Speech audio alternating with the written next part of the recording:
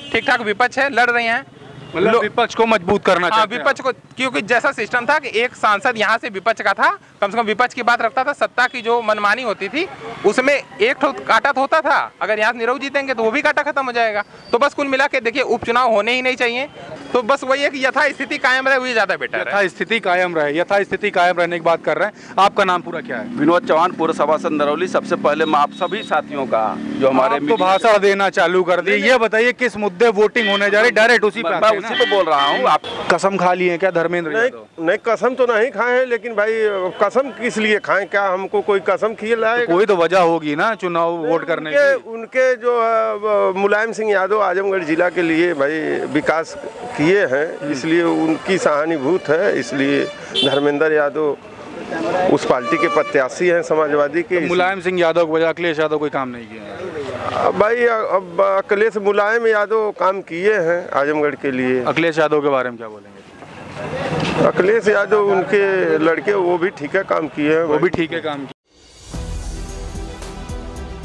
दोस्तों नमस्कार, मैं हूं क्षितिज कांत और आप देख रहे हैं 4 PM न्यूज़ नेटवर्क। इस समय मैं आजमगढ़ में हूँ और आप मेरे साथ देख रहे हैं यहाँ पे कुछ युवा खड़े हैं, कुछ सीनियर सिटीजन्स यहाँ के खड़े हुए हैं। एक एक करके मैं सभी से बात करूंगा कि 23 तारीख को जो चुनाव होने वाले हैं उसमें ये लोग किन मुद्दों पर वोट करने जा रहे हैं। सबसे पहले हम युवाओं से स्टार्ट करेंगे। आपसे सबसे पहले बात करेंगे, आपका नाम क्या है? देखिए, मेरा नाम आयुष चौहान है। इस बार 23 तारीख को वोट होने वाला है, वोटिंग होने वाली है, उपचुनाव है, किस मुद्दे पर वोट करने वाले हैं? देखिए, मुद्दा तो हमारा सबसे पहले कि हम पढ़ने लिखने वाले बच्चे और हम बेरोजगार हैं। सबसे पहले हमारा एक ही मुद्दा होना चाहिए रोजगार का। जो सरकार हमें रोजगार देगी हम उसको वोट करेंगे। तो सरकार तो इस समय भारतीय जनता पार्टी के इस चुनाव से बहुत बड़ा फर्क तो पड़ने वाला नहीं है, लेकिन उपचुनाव है, आपके बीच से एक सांसद पहुंचेगा संसद भवन।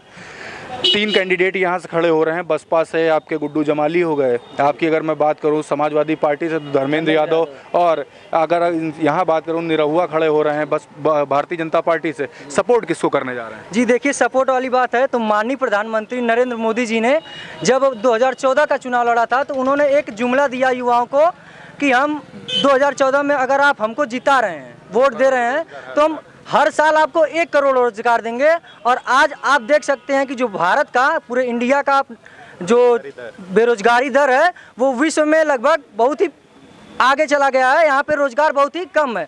और बात करते हैं कि जो बीएड करके आजकल ठेले लगा रहे हैं, चाट पकौड़े बेच रहे हैं, तो मोदी जी का कहना यह है कि हम उनको रोजगार दे दिए हैं। अगर आप बीएड करके 1-2 लाख रुपए प्राइवेट में लगा के पढ़ के अगर आप एक ठेला लगा रहे हैं तो उसका क्या मतलब है कि आप अगर चाट पकौड़ा बेच के कमाएं, तो उससे अच्छा है कि हम बचपन से ही चाट पकौड़ा बेच के ज़्यादा इनकम कर लेंगे।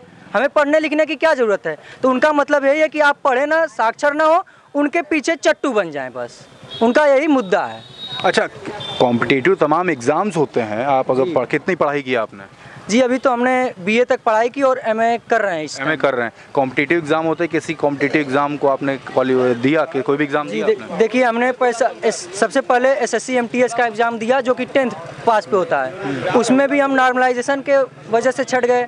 यूपी पुलिस का दिया था, कांस्टेबल का, उसमें भी हमारा नॉर्मलाइजेशन में 2 नंबर कम हो गया। फिर अब यूपी एसआई का कल रिजल्ट आया, उसमें भी हमारा 16 नंबर नॉर्मलाइजेशन की वजह से माइनस हो गया, जिसकी वजह से हम डिस्क्वालीफाई होते जा रहे हैं। हमारे ये नहीं समझ में आ रहा है कि ये नॉर्मलाइजेशन आखिर होता क्या है और क्यों होता है।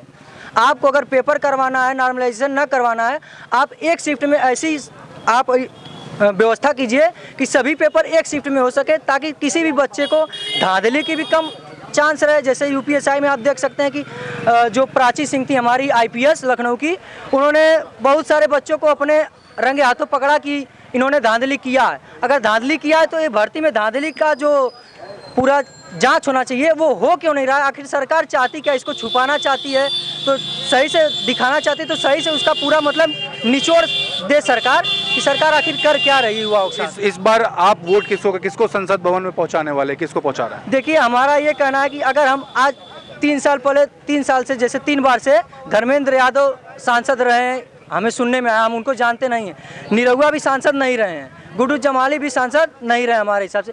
लेकिन बात यह है कि ये लोग, आखिर इन लोगों का एक ही मुद्दा है कि यही लोग चुनाव लड़ सकते हैं, आखिर जीतेंगे तो यही लोग। नहीं, ऐसा नहीं होना चाहिए। इन लोगों का भी एक क्राइटेरिया तय होना चाहिए कि इस क्राइटेरिया में जो है वही चुनाव लड़े। तो इस बार समाजवादी गढ़ में कुछ बदलाव होने जा रहा है या नहीं? हमें देखिए गढ़ से कोई मतलब नहीं, यहाँ पे हमें जातिवाद नहीं करना है। हमें अपने जो हमारा मुद्दा रखेगा हम उसको वोट देंगे। जो कौन मुद्दा रखता दिखाई दे रहा है? अभी तो कोई फिलहाल कोई नहीं रखता दिखा। वोट डालने नहीं जाएंगे? डालने जाएंगे तो नोटा भी तो हमारा ऑप्शन होता है, हम उस पर भी तो दे सकते हैं। नोटा इतनी नाराजगी, नोटा करेंगे?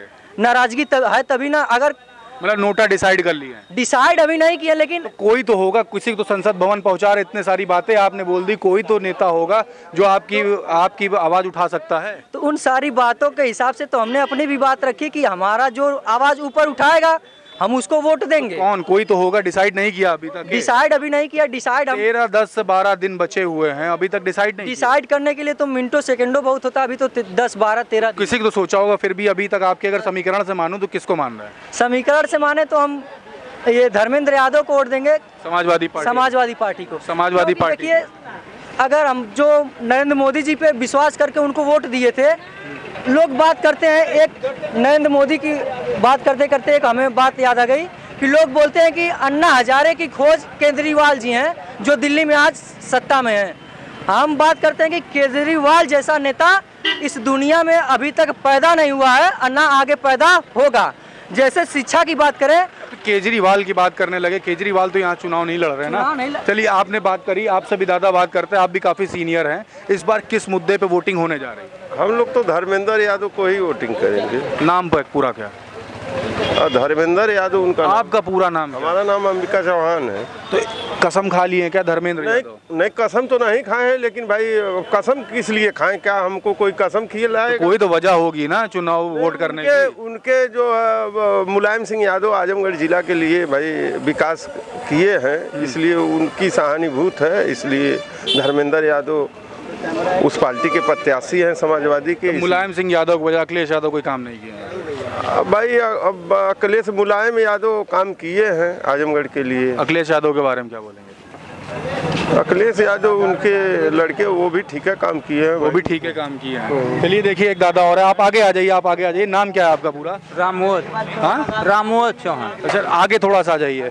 रामवद नाम है आपका पूरा? हाँ। रामवद चौहान। रामवद चौहान। अच्छा रामवद जी, हम ये जानना चाहते हैं, इस बार जो चुनाव होने जा रहा है उसमें आपका मुद्दा क्या है? किस मुद्दे वोट करने जा रहे हैं? मुद्दा तो हम किसी को नहीं देंगे, कोई ठीक नेता नहीं रहता है। तो वोट डालने नहीं जाएंगे? डालने जाएंगे। किसको सपोर्ट करेंगे? कुछ तो होगा मन में। लोटा को डाल देंगे, नहीं तो नोटा को। नोटा क्या है? मतलब इतनी नाराजगी है? हाँ, जब अधिकारी के यहाँ जाए, छोटे अधिकारी को पहले दाबे तो वो वोट जहाँ चलता है वहाँ एक बार आदमी 4 बार मारता है, उसको पहले अधिकारी वहाँ सही लगना चाहिए कि जो वोट मारने पर 4 दाई वोट न डाल पाओ दूसरा आदमी, एक ही बार डाले। और जो आधार कार्ड है, एक जो मारने वाला उसको आधार कार्ड एक कॉपी मिलनी चाहिए, एक हाथ से मारे, एक जो है कि उठवा से होकर मशीन से होकर। मतलब आपका कहना है गलत तरीके से वोटिंग हो रही है? वो होती है बराबर, जबकि एक पर्चा पर वो आदमी मारे और मशीन की वोटिंग दोनों मिलना चाहिए, तब हम मानेंगे कि सही है। दोनों वैसे बात कर लें, अगर आपके हिसाब से नेता कौन बढ़िया लग रहा है आपको? नेता सभी बढ़िया है, गलत है जब किसको सपोर्ट करें? नहीं, एक सेकंड, किसको सपोर्ट करेंगे? सपोर्ट हम किसी का नहीं करेंगे। अभी तो 10-12 दिन है चुनाव, इसका मतलब नहीं है। मतलब ये है कि अधिकारी जो सही होना चाहिए। चौक पर जाम लगता है, वहाँ खोइछा वसूली होती है, क्यों होती है? वहाँ जाम नहीं लगता है, खाली नरौलिये पर जाम लगता है। चौक को पहले सुधारिए, मेन चौराहे को, चौक पर वहाँ जो है दुकान लगा कर आगे एकदम रोड पर आ जाते हैं, वहाँ क्यों नहीं सही होता है? अच्छा चलिए, नाराजगी एक तरफ, सपा, बसपा या भाजपा, तीनों में से कोई एक तो पसंद होगा ना? कोई से हमसे नहीं पसंद है, कोई पसंद नहीं। अधिकारी के यहाँ जाएंगे, छोटे गरीब लोग जाते हैं अधिकारी के यहाँ, बड़े लोग तो खुद दबा के रखते हैं, तो वो जब मुकदमा करने जाता है उसका जल्दी होता नहीं है काम। आज चमचा जो है वहाँ पर जुटे रहते हैं, तो उनको कैसे, ये किस काम के लिए जा रहे हैं? बैनामा एक आदमी लिया, वहाँ पर सारे लोग जुटते हैं, तो ये क्यों जुटते हैं? क्योंकि माफिया लोग हैं, इसका मतलब। आज जिनके पास गरीब है तो वो एक ही 2 आदमी ने जुटेगा कि सारे लोग उसके फेवर में रहेंगे? नहीं, जो बड़े आदमी पैसे वाला रहेगा वो सबको खरीद लेगा, सबको आ जाएंगे, सभी लोग जुटेंगे, कुल मिला के इस बार आप नोटा को फाइनल करने जा रहे हैं? हाँ, फाइनल करना जा रहा है। Final NOTA. चलिए यहाँ पे एक युवा और उनसे बात करेंगे। आपका नाम क्या है? सर मेरा नाम विनय मौर्य है। मैं पिछले तीन साल से प्रतियोगी परीक्षाओं की तैयारी में हूँ। तो जहाँ तक यहाँ के उपचुनाव की बात है, तो देखिए उपचुनाव की बात है कि समाजवादी भाजपा भारतीय जनता पार्टी 2014 से सत्ता में है। विपक्ष में उनके सामने विपक्ष एकदम कमजोर है। जो चाहते हैं संसद में जबरदस्ती करके अध्यादेश लाके अध्यादेश को धीरे से लागू कर देते हैं, कानून में बदल कर अपना काम कर लेते हैं। आज की डेट में क्या है कि अखिलेश यादव एक मतलब विपक्ष के अच्छे ठीक ठाक नेता थे, तो विपक्ष में कम से कम बात तो रखी जाती थी। देखिए बात है, अगर एक पर्सपेक्टिव होता है कि मतलब नेता शहर में आपकी सिटी में आ रहा है, देख रहा है, ये चीज़ अलग होती है। लेकिन अगर वो मजबूत विधायक है या सांसद है, सदन में बात उठा रहा है, वो भी इम्पोर्टेंट होता है। तो जो अगर बड़े नेता आपकी लोकसभा सीट से चुनाव लड़ते हैं और जीतते हैं, संसद में जाते हैं, तो कम से कम सरकार के सामने विपक्ष के रूप में बात तो रखते हैं। अगर अभी आज के डेट में अखिलेश यादव छोड़ दिए, तो सबसे पहले तो चुनाव का सिस्टम ये जो संवैधानिक रूप से है कि मान लीजिए ठीक है, आप ही सांसद बनेंगे, आप ही विधायक बनेंगे। मतलब अभी लहर चल रही है सांसद की, फिर अभी पता चले आप विधायक हैं, लोकसभा का चुनाव हुआ तो आप सांसद बन जाएंगे। उपचुनाव होगा, उपचुनाव में सरकारी अपव्यय भी तो हो रहा है। इतने सारे गवर्नमेंट ऑफिशियल्स ड्यूटी पे हैं, पूरे सरकारी सिस्टम वो हो रहा है, तो ठीक है उपचुनाव करा रहे हैं। तो कुल मिला के बात ये होती है कि मान लीजिए अभी आप यहाँ से सीधे आप अपने मतलब से समझिए कि विधानसभा में अगर यहाँ से निरहुआ जाते हैं तो वो सत्ताधारी पक्ष के हैं, कोई मतलब नहीं, विपक्ष और कमजोर होगा, सत्ता पक्ष मजबूत होगा। अखिलेश यादव चले गए, अगर धर्मेंद्र यादव जीतते हैं तो कम से कम विपक्ष का एक व्यक्ति कम से कम बोलने के लिए तो रहेगा। हमने धर्मेंद्र यादव को नहीं देखा है कि मतलब कि एट फील्ड में तो नहीं देखा, वो बदायूं के सांसद रहे, हर जगह रहे, लेकिन हमने उनको सदन में देखा है। कम से कम जवाब तो देते हैं, क्वेश्चन तो पूछते हैं। सत्ता से क्वेश्चन नहीं पूछेंगे तो सत्ता जिस तरह मनमानी कर रही है, जितना चाहे करती रहेगी। अच्छा, अब आप यही सोच लीजिए, आप गुड्डू जमाली को देखेंगे, गुड्डू जमाली भी अगर पार्टी से जाएंगे तो पार्टी का एक मेमोरेंडम होता है, उसी के आधार पे वो सदन में बातचीत करेंगे। उनकी पार्टी का जो मेमोरेंडम है, उनकी पार्टी का जो स्ट्रेंथ है, 5 सांसद हैं उनके पास। मान लीजिए यहाँ से जीत जाते हैं, 6 सांसद हो जाएंगे, क्या उखाड़ लेंगे?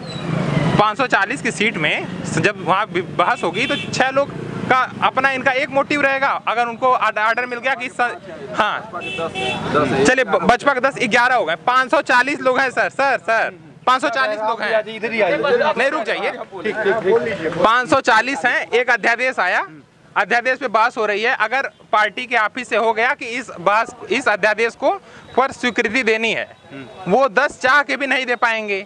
मान लीजिए सपा है, सपा के भी तुम्हें कमी है, सपा के भी आप अपनी पूरी बात करें। हाँ, सपा के जो कैंडिडेट है वो भी कम है। कम से कम ये जो लोकल ये हैं, ये अपने लोकल उत्तर प्रदेश के लिए बात तो उठाएंगे। अच्छा चलिए, आपने समाजवादी पार्टी की बात कर दी, गुड्डू जमाली भी तो हैं, क्यों नहीं उनको सपोर्ट कर? हाँ, तो मैं तो कह ही रहा हूँ कि गुड्डू जमाली हैं, लेकिन देखिए सीधी है कि मैं यहाँ पर्सनल यहाँ फील्ड पे मत आइए कि गुड्डू जमाली बहुत अच्छे इंसान है। मैं जानता हूँ कि वो मदद करते हैं। अगर मान लीजिए संसद होते हैं भगवान की मदद से, तो हो सकता है कि आप यहाँ पे आएंगे, फील्ड में आपकी मदद करेंगे, जनता को अच्छा लगेगा लोकल लेवल पे। लेकिन आप संसद में चलिए, अब जब विधानसभा में बहस होगी तो हो सकता है कि देखिए सीधी बात है कि बसपा इस समय बैकफुट पे चल रही है। बसपा का जो केंद्रीय कार्यालय है, केंद्रीय जो उनकी मोर्चा है, वो कहीं ना कहीं अध्यादेशों में नियमों को बनाने के समय हर जगह बैकफुट पे आ रहा है, वो लड़ नहीं रहा है सरकार से। कम से कम सपा फिलहाल तो उत्तर प्रदेश में अच्छा ठीक ठाक विपक्ष है, लड़ रही हैं, मतलब विपक्ष को मजबूत करना चाहते हैं। विपक्ष को, क्योंकि जैसा सिस्टम था कि एक सांसद यहाँ से विपक्ष का था, कम से कम विपक्ष की बात रखता था, सत्ता की जो मनमानी होती थी उसमें एक काटा होता था। अगर यहाँ से निरहुआ जीतेंगे तो वो भी काटा खत्म हो जाएगा। तो बस कुल मिला के देखिए, उपचुनाव होने ही नहीं चाहिए।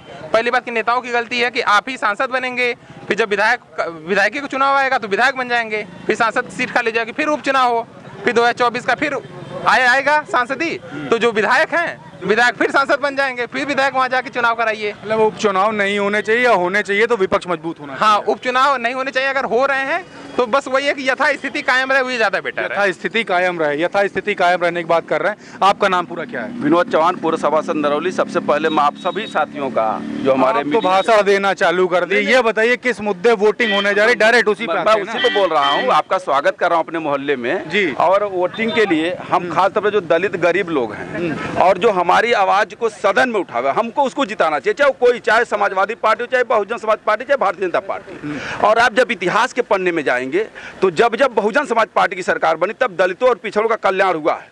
उसके बाद अगर समाजवादी पार्टी सरकार बनी तो उन्होंने आरक्षण को ख़त्म किया, प्रमोशन में आरक्षण को ख़त्म किया, हत्याएं, लूट, डकैती चौराहे पे चरम सीमा पे बढ़ जाती है, एक समाज का वर्चस्व कायम हो जाता है। और भारतीय जनता पार्टी में क्या हो रहा है, जो वर्तमान में हमको गेहूं चावल तो सस्ता कर दिया गया कि लोग खा के जिंदा रहें, लेकिन शिक्षा महंगी कर दी गई कि हमारे जो नौजवान साथी है, जो आने वाला कल का भविष्य भारत का, वो पढ़ने में असमर्थ हो जाए, निरंकुश हो जाए। हम कोई बाप अपने बेटों को पढ़ा नहीं सकता, डॉक्टर, इंजीनियर, अधिकारी, कर्मचारी बना नहीं सकता। तो हमारी लड़ाई है कि हम भी इस देश के नागरिक हैं, हम भी डॉक्टर बनेंगे, हम भी अधिकारी बनेंगे, हम भी कर्मचारी बनेंगे, हम भी नेता बनेंगे, हम भी सांसद और विधायक बनने के लिए लड़ाई लड़ रहे हैं। न कि हम किसी के गुलाम हो, न किसी के लिए हम आगे हाथ फैलाएं गेहूं चावल के। नहीं, हम चाहते हैं कि हमारा जितना गरीब समाज यहाँ बैठा है, जब बीएसपी की सरकार बनी है, हमने 0% पे लोगों को, बेटाओं को उच्च शिक्षाओं में एडमिशन दिया है। लेकिन आज भारतीय जनता पार्टी की सरकार में जब तक 1 लाख रुपया नहीं आपके पॉकेट में होगा, आप अपने बेटे का बीएड, बीटीसी और इसमें एडमिशन नहीं करा सकते हैं। लेकिन यही चीज अखिलेश यादव जी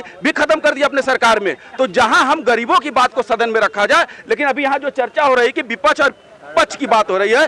विपक्ष में आपको बता दूं कि सदन में, देश की लोकसभा के सदन में समाजवादी पार्टी के 5 सांसद हैं, बहुजन समाज पार्टी के 10 सांसद हैं।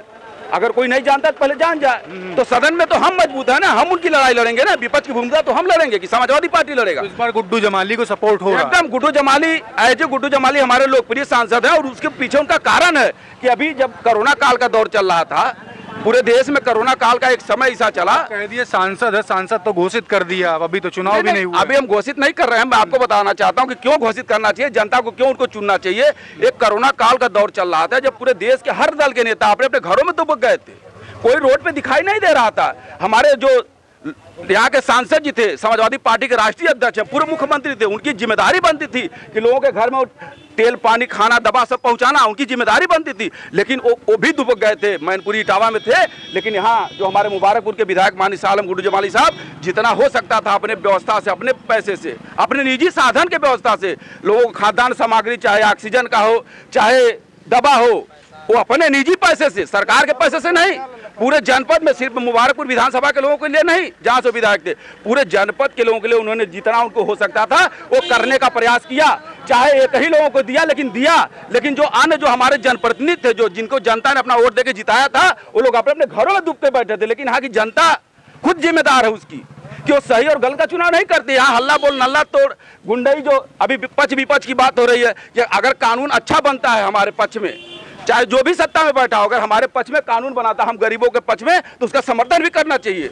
अगर वो गलत कानून बना रहा है तो उसका विरोध भी करना चाहिए, यही ना है। लेकिन हम हर बात पे विरोध करें, ये अच्छी बात भी नहीं। गुड्डू जमाली का ओपन सपोर्ट, गुड्डू जमाली लोकप्रिय हमारा जो अगर सांसद बनेगा तो लोकप्रिय, अच्छा, ऑल द बेस्ट सांसद गुड्डू जमाली। आप यहाँ पे देख रहे थे, मैंने लोगों से बात की, यहाँ पे कुछ युवा थे, कुछ सीनियर लोग थे, सबसे मैं बात कर रहा था, सबने अपनी अपनी राय मेरे बीच में रखी। जो निचोड़ जो निकल के आता है, वो युवा जो बात कर रहे हैं वो नौकरी की बात कर रहे हैं, जो यहाँ पे जो सीनियर हैं वो बात कर रहे हैं मुद्दों की। मुद्दे जो हैं युवाओं की तरफ से नौकरी के हैं, और जो सीनियर जो हैं उन्होंने बात करी हमसे, जैसे कोरोना काल की बात करी, आसपास की जो दुकानों को लेकर के जो बात हो रही थी, वो सारे मुद्दों पर बात हुई। लेकिन देखने वाली बात होगी जो 23 तारीख को वोटिंग होने के बाद डिसीजन फाइनल क्या निकलेगा और संसद भवन में किस सांसद को यहां से भेजा जाएगा। जुड़े रहे 4 PM न्यूज नेटवर्क के साथ, मैं हूं क्षितिज कांत, कैमरा पर्सन शुभम के साथ। धन्यवाद।